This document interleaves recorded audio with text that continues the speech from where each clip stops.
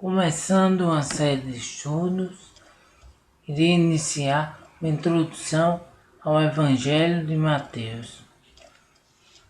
Nos 4 evangelhos, Mateus, Marcos, Lucas e João, são chamados evangelhos sinóticos. O que é isso? Evangelhos sinóticos quer dizer visão conjunta, porque há uma similaridade entre Mateus, Marcos, Lucas e João. Mateus, podemos ver, ele era judeu de nascimento, publicano por vocação,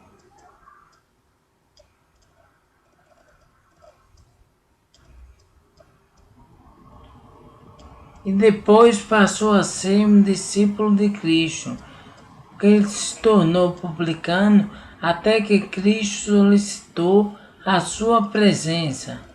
E então ele deixou a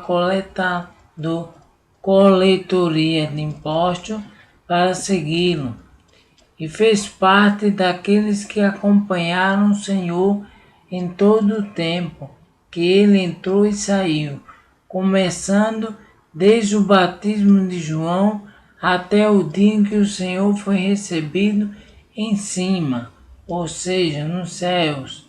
Atos, capítulo 1, versículo 21 e 22, vemos isto.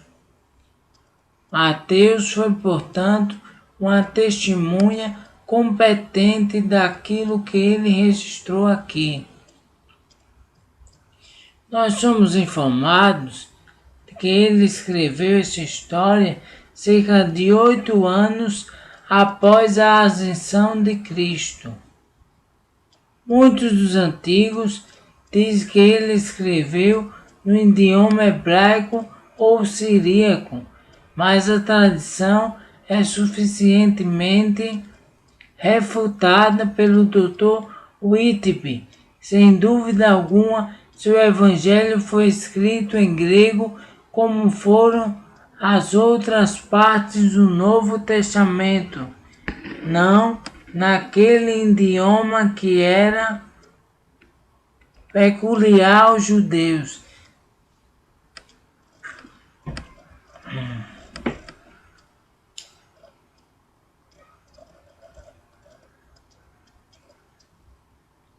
Então o evangelho foi escrito em grego, não foi escrito em outro idioma.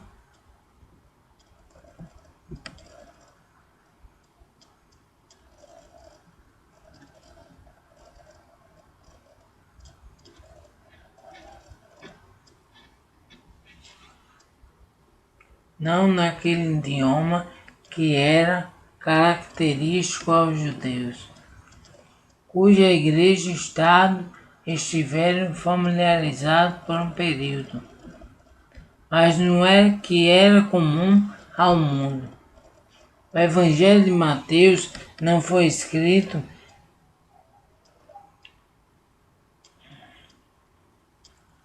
para o que a igreja estava familiarizado, mas foi escrito para o que universalmente,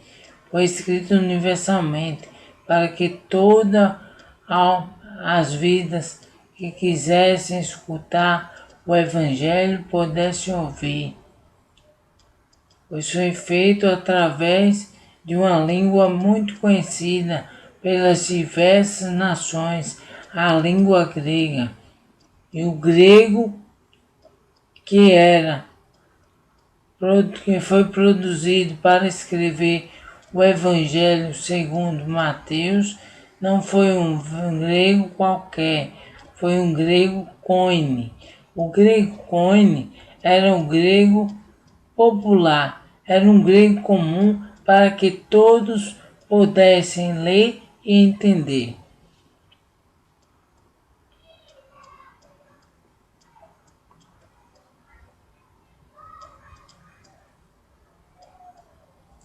Contudo, é provável que houve uma edição dele em hebraico, publicada pelo próprio Mateus, ao mesmo tempo em que escreveu em grego um para os judeus e outro para os gentios, quando ele deixou a Judéia para pregar entre os gentios. Bendigamos a Deus pelo Evangelho de Mateus e por tê-lo em um idioma que entendemos. Este evangelista começa com a descrição do nascimento e ascendência de Cristo, os ancestrais de que ele descendiam e a forma de sua entrada no mundo, indicando que ele era realmente o Messias prometido, pois fora profetizado que ele deveria ser o filho de Davi e deveria nascer de uma virgem. E aqui está claramente demonstrado que ele cumpriu tudo isso.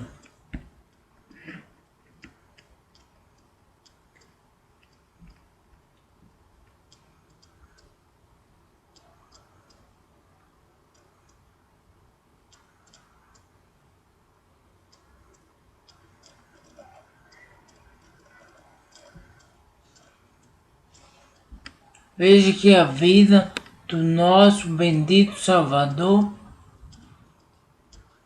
é de uma forma linda escrita, como todas as vidas deveriam ser escritas, para que o propósito do exemplo delas seja o mais claro possível.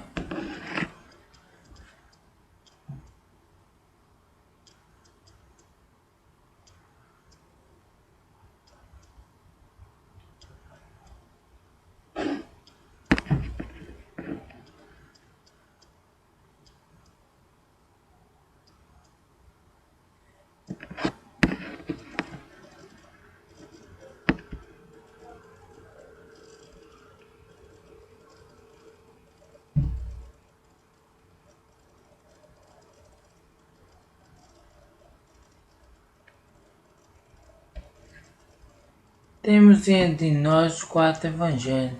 Significa boas novas ou notícias felizes. Notícias felizes. E essa história da vinda de Cristo ao mundo para salvar os pecadores é sem dúvida alguma a melhor notícia que já veio do céu à terra. O anjo lhe deu este título. Está em Lucas, capítulo 2, versículo 10 e 11. E o anjo lhes disse: Não temais, porque eis aqui vos trago novas de grande alegria, que será para todo o povo, pois na cidade de Davi vos nasceu hoje o Salvador, que é Cristo o Senhor.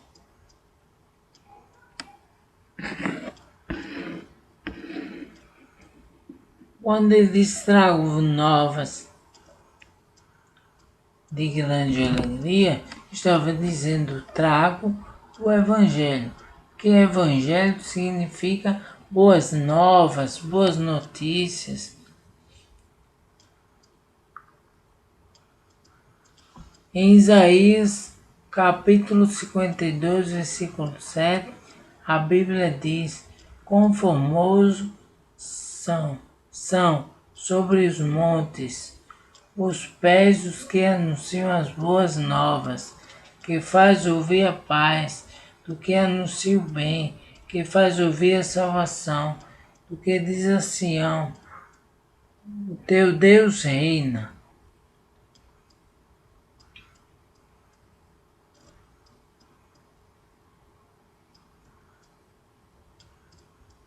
Em Isaías 61, versículo 1, ainda fala sobre boas novas. O Espírito do Senhor Deus está sobre mim, porque o Senhor me ungiu para pregar boas novas aos mansos e enviou-me a restaurar os contritos de coração e proclamar a liberdade aos cativos e a abertura de prisão aos presos. Isaías, capítulo 61, versículo 1.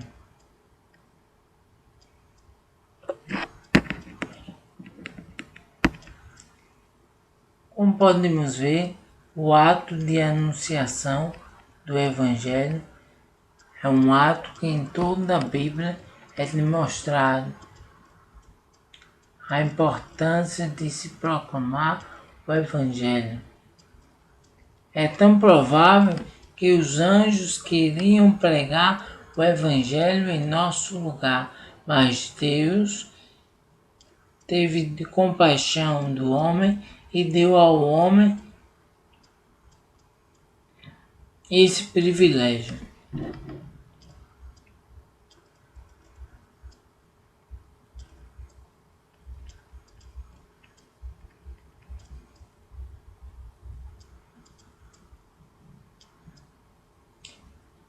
Nós vemos que esses evangelhos contêm não só uma descoberta completa da graça que apareceu a todos os homens, trazendo salvação, mas um instrumento legal pelo qual ela é transmitida e estabelecida, e todos os crentes com que cuidado preservam-os e com que atenção e prazer lemos a última vontade e o testamento de um amigo, que a esse respeito nos deixou uma boa propriedade.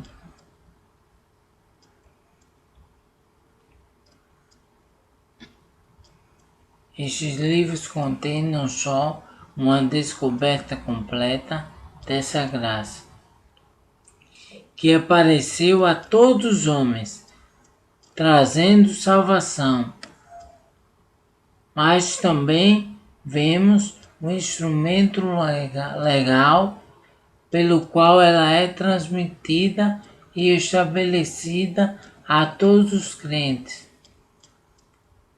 Com que cuidado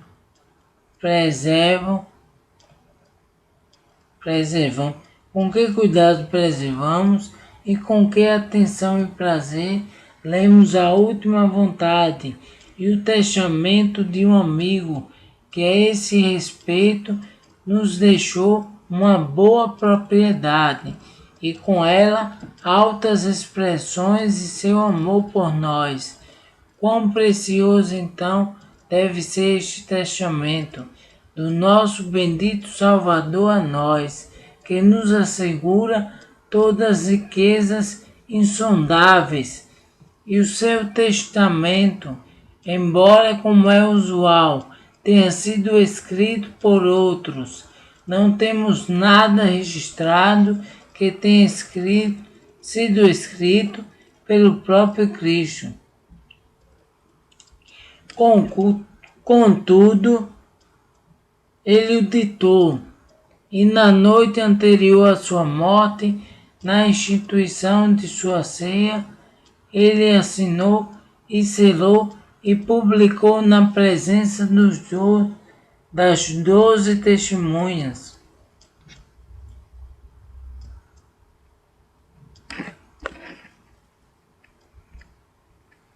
E embora este livro tenha sido escrito alguns anos depois, para benefício da posteridade,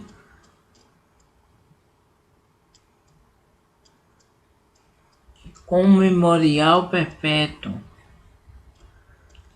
O Novo Testamento de Nosso Senhor Jesus foi estabelecido, confirmado e declarado desde a hora de sua morte, como um testamento com o qual estes registros concordam exatamente.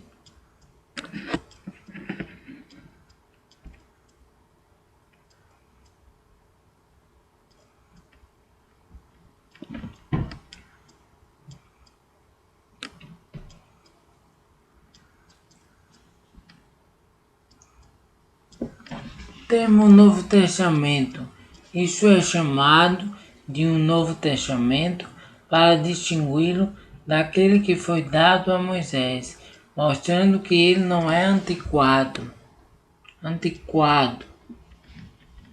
E para significar que ele deveria ser sempre novo e nunca deveria envelhecer e ficar ultrapassado. As leis dadas a Moisés para que o povo viesse a obedecer não foram cumpridas. As exigências feitas pelo Senhor. Com isso, era preciso intervenção divina. Jesus veio a esse mundo, morreu por cada um de nós, pagou alto preço para fazer-nos herdeiros de um novo testamento. Posso afirmar que esse novo testamento é carimbado com o sangue de Cristo. No Antigo Testamento, o sangue de diversos animais imolados para perdoar os pecados do povo não eram suficientes. No Novo Testamento não apresenta um Cristo que morreu para expiar os pecados temporariamente. Pelo contrário, é apresentado um único sacrifício de Cristo,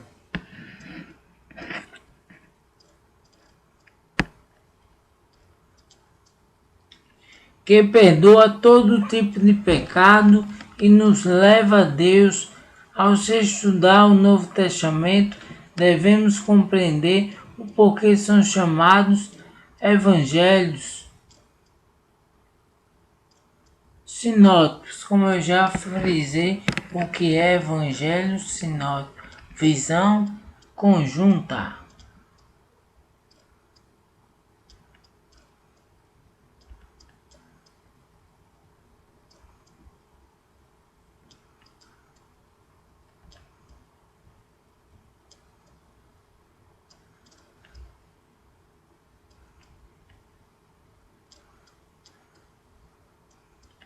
Temos diante de nós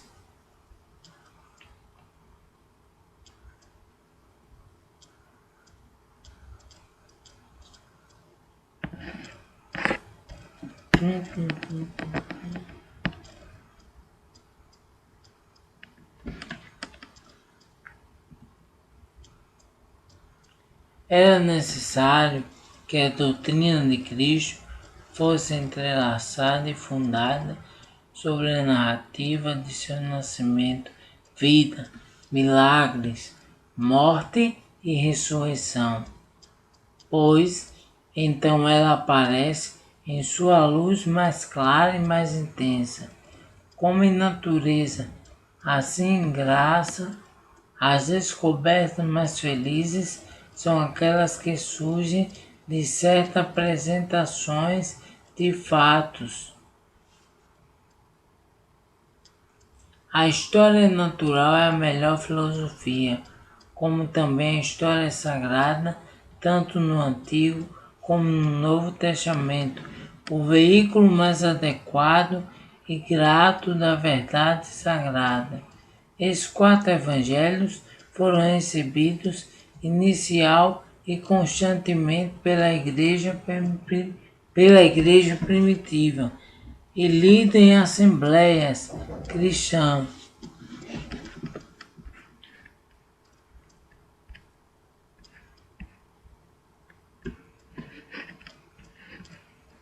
Deus continue abençoando. A próxima vez será a continuidade.